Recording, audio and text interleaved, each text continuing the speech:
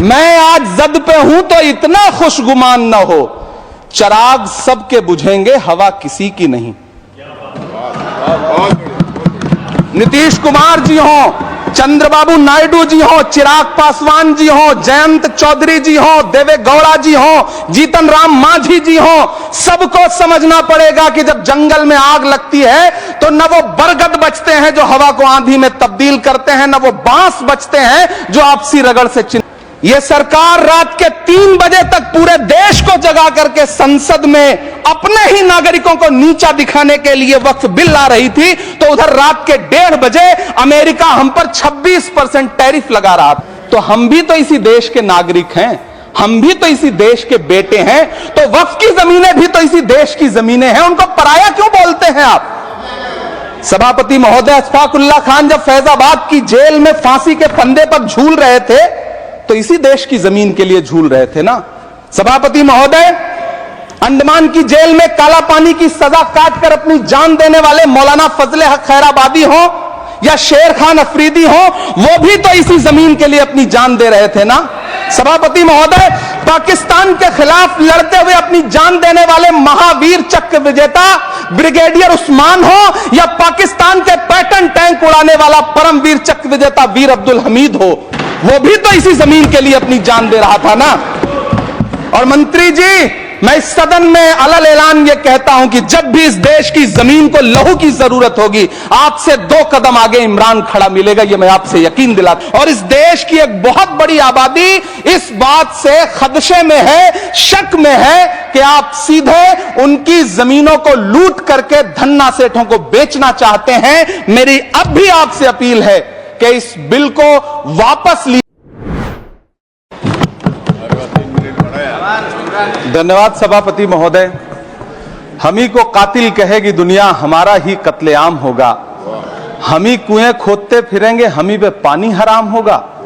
सभापति महोदय, सन 1947 में दिल्ली की जामा मस्जिद की तारीखी सीढ़ियों पर खड़े होकर के भारत रत्न मौलाना अबुल कलाम आजाद साहब ने कहा था कि मुसलमानों कहां जा रहे हो, यह है तुम्हारा मुल्क, यहां तुम्हारे आबाओ अजदाद की कब्रें हैं।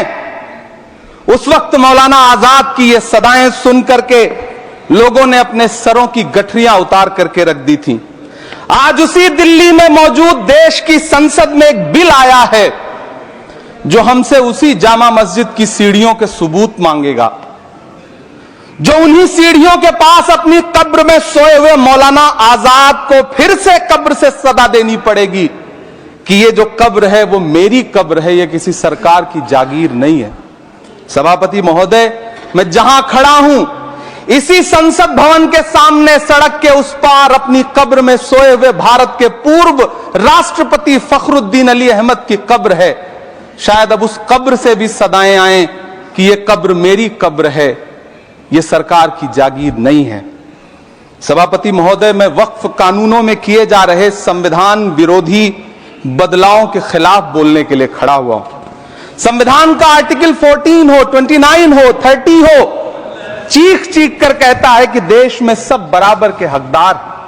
आर्टिकल 26 कहता है कि सबको अपने अपने मजहबी कामों के लिए मंदिर, मस्जिद, गिरजाघर, गुरुद्वारों का निर्माण करने का हक है और उसका रखरखाव का भी हक है। लेकिन डॉक्टर बाबा साहब अंबेडकर के संविधान को हर दिन कुचलने वाली यह सरकार देश के मुसलमानों से नफरत में इतनी अंधी हो गई है कि खुलेआम देश की संसद में देश सरकार के माइनॉरिटी मिनिस्टर साहब और होम मिनिस्टर साहब झूठ बोलते हैं और देश को गुमराह करते हैं। झूठ शब्द असत्य बोलते हैं। सरकार ने इस बिल का नाम उम्मीद रखा है। मंत्री जी, कल से इसे देश के मुसलमानों के लिए नई उम्मीद बता रहे हैं। नहीं मंत्री जी, न तो यह बिल मुसलमानों के लिए नई उम्मीद है और न ही उम्मीद की नई किरण। सभापति महोदय, भाजपा ने पूरे देश में वक्फ के नाम पर कई सारे झूठ फैलाए हैं। आइए आज उनकी सच्चाई पर बात करते हैं। वक्फ ट्रिब्यूनल को ऐसे बताया जाता है जैसे वक्फ ट्रिब्यूनल कोई मजहबी खाप पंचायत हो। सभापति महोदय, जबकि सच्चाई यह है कि वक्फ ट्रिब्यूनल भी तो सरकारी न्यायिक विभाग है जिसमें सरकार द्वारा नियुक्त जज होते हैं। जिसमें प्रशासनिक अधिकारी होते हैं, कहीं ऊपर से थोड़ी आ गए। सभापति महोदय, देश के गृह मंत्री जी ने इसी सदन में कहा कि वक्फ ट्रिब्यूनल के फैसले के खिलाफ कोई कोर्ट नहीं जा सकता, जबकि सच यह है कि वक्फ एक्ट 1995 की धारा 83(9) के तहत हाई कोर्ट वक्फ ट्रिब्यूनल के फैसले की न सिर्फ समीक्षा कर सकता है बल्कि उसे बदल भी सकता है। सच तो यह है कि वक्फ बोर्ड खुद अपनी जमीनों के लिए कई सारी कोर्ट में मुकदमे लड़ रहा है। सभापति महोदय, दिल्ली की जिन 123 संपत्तियों को लेकर कल माइनॉरिटी मिनिस्टर, होम मिनिस्टर साहब और अभी आदरणीय नेता सदन बात कर रहे थे, आइए उनकी सच्चाइयों पे भी बात करते हैं।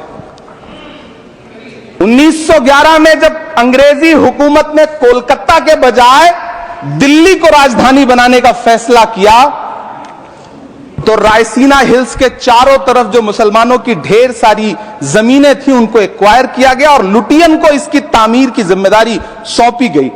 सेंट्रल विस्टा की तरह लुटियन जोन का मेगा प्लान तैयार हुआ, लेकिन उस वक्त के मुसलमानों ने उस वक्त की अंग्रेजी हुकूमत से अपनी इबादत गाहों को बचाने के लिए लड़ाई लड़ी। मामला ब्रिटिश गवर्नमेंट तक पहुंचा। तब यह तय हुआ कि वो जो धार्मिक स्थल हैं उन्हें जस का तस रहने दिया जाएगा।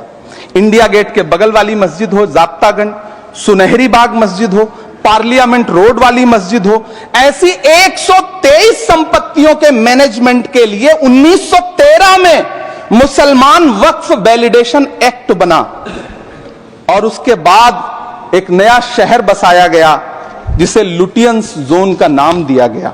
फिर 1943-45 के बीच एक और समझौता हुआ आजादी से पहले, उसके तहत काफी सारी वक्फ जायदादों को सुन्नी मजलिस औकाफ बनाकर उसके अंडर किया गया ताकि उसकी देखरेख की जा सके।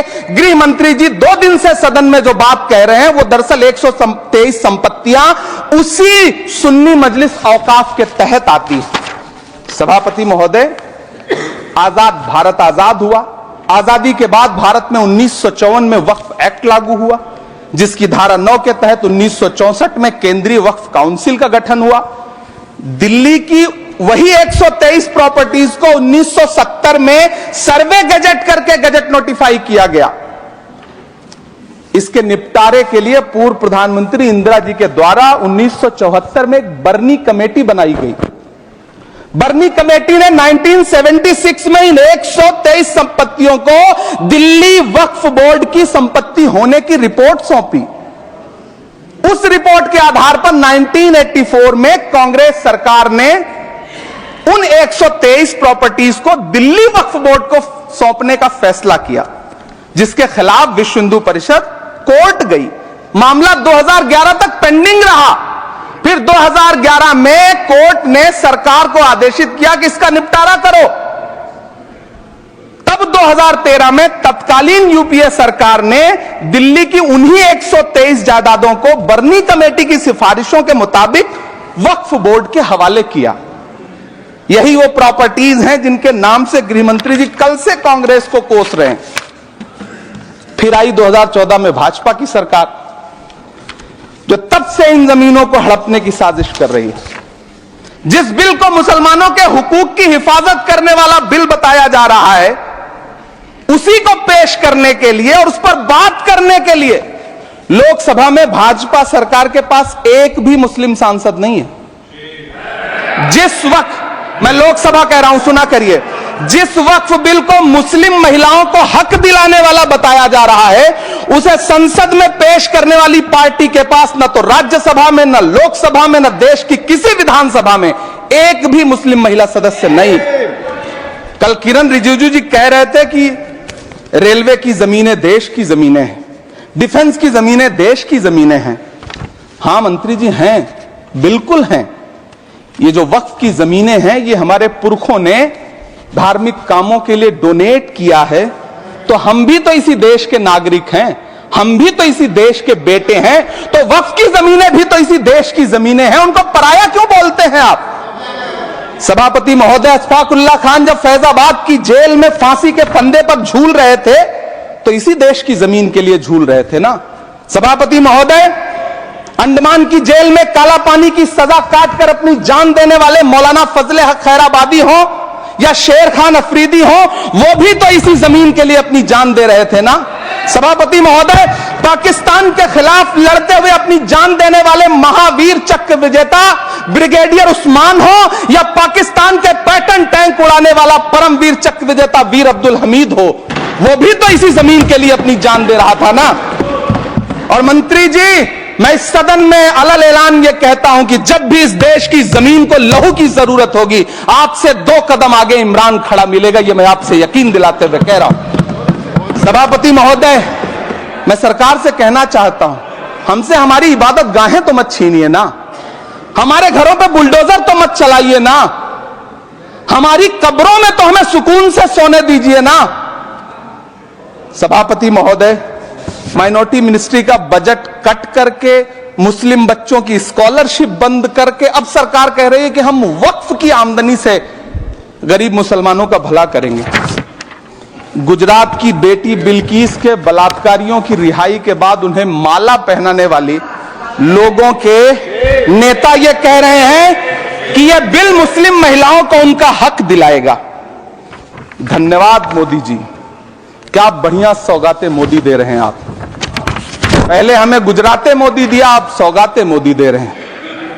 लेकिन यह सरकार इतना याद रखे कि इसी ठसक के साथ देश की संसद में सीए का कानून भी लाया गया था और कहा गया था बड़े बड़े भाषण देकर के कि पड़ोसी देशों से हिंदू भाइयों को ला करके यहां नागरिकता दी जाएगी। लेकिन मैं आपके संज्ञान में लाता हूं सर कि पिछले इतने दिनों में इनसे नागरिकता लेने के लिए 2000 व्यक्ति भी नहीं आए, जबकि इसके उलट इन्हीं की सरकार में पिछले 10 साल में 15 लाख से ज्यादा भारतीयों ने भारत की नागरिकता छोड़ करके दूसरे देश में जाकर के बस गए।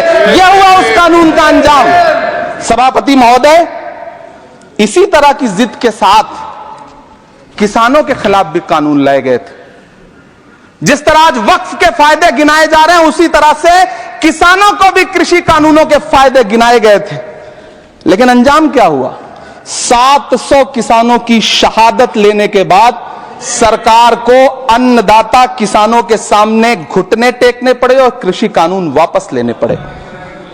जिल्ले इलाही, जमहूरियत जो है वो नफरत और ठसक से नहीं चलती है, अकड़ से नहीं चलती है, उसमें सबकी हिस्सेदारी जरूरी है।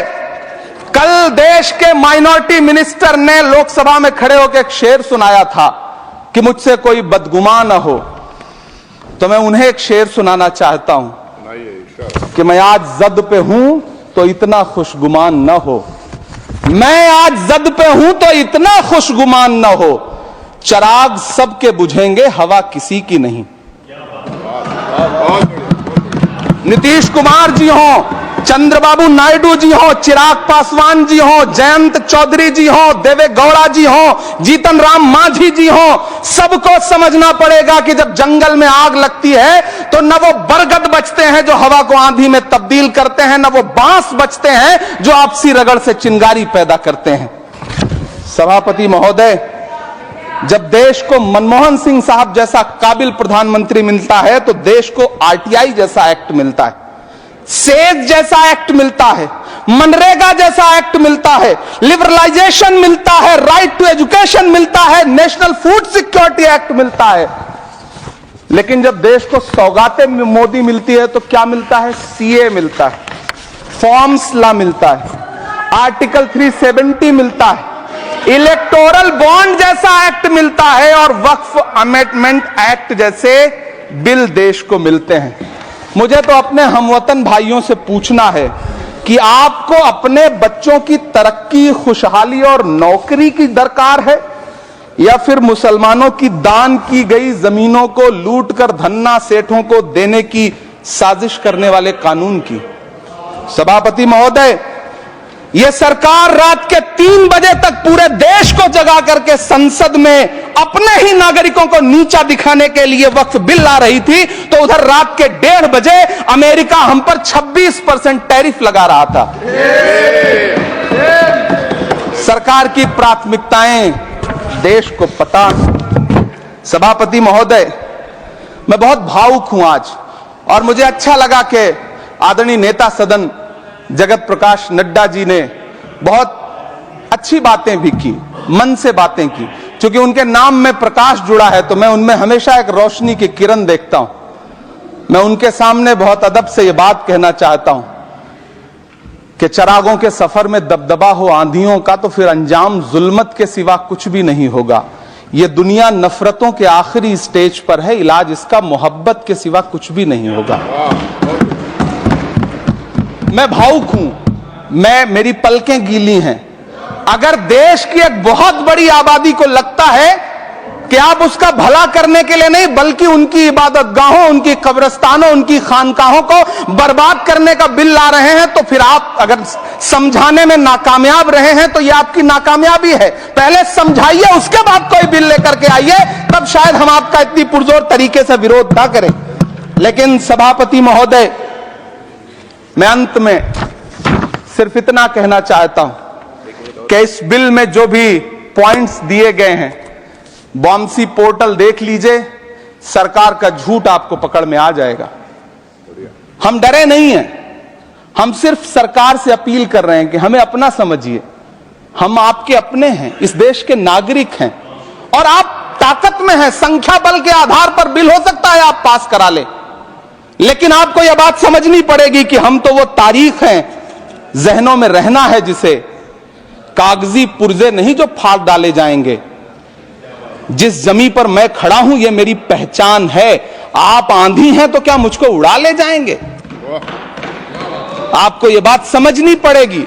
आपको अगर इतना विपक्ष की तरफ से पहले जेपीसी में इतने सारे पॉइंट्स आए और उसके बाद कल से लोकसभा में और राज्यसभा में सुझाव आप सुनने को तैयार नहीं है, लोगों की शंका को दूर करने के बारे में आप बिल्कुल सोच नहीं रहे, बस आप कह रहे हैं यह बिल उम्मीद की नई किरण है। नहीं साहब, इसे भले किरण जी लेके आए हैं लेकिन यह उम्मीद की नहीं बल्कि नाउम्मीदी की किरण है। और इस देश की एक बहुत बड़ी आबादी इस बात से खदशे में है, शक में है कि आप सीधे उनकी जमीनों को लूट करके धन्ना सेठों को बेचना चाहते हैं। मेरी अब भी आपसे अपील है कि इस बिल को वापस लीजिए। यह बिल कहीं से आपके अपने नागरिकों के लिए अच्छा नहीं है। यह बिल सिर्फ इस देश के मुसलमानों को नीचा दिखाने का और अपने एक ऐसे मतदाता वर्ग को खुश करने का बिल है जिनको इस बिल के पास हो जाने से कुछ मिलेगा भी नहीं, लेकिन आप एक नैरेटिव देना चाहते हैं, एक मैसेज देना चाहते हैं।